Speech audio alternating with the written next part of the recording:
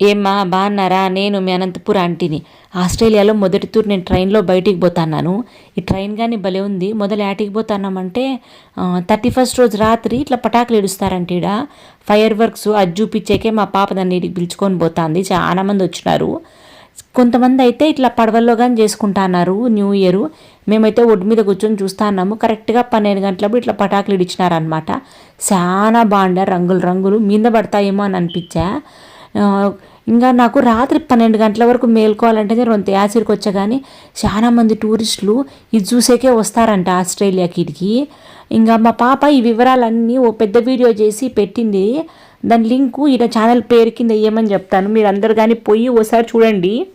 చాలా బాగుంటుంది, మీకు అందరికీ నచ్చుతుంది. అట్లే మీకు కానీ ఏమేమి కోరికలు ఉన్నాయో అన్నీ సంవత్సరం తీరాలా అని ఆ దేవుని మొక్కుంటానా. మీరు కానీ మా పాప ఛానల్ని సబ్స్క్రైబ్ చేసుకుని లైక్ కామెంట్ అంటే చేయండి, సరేనా?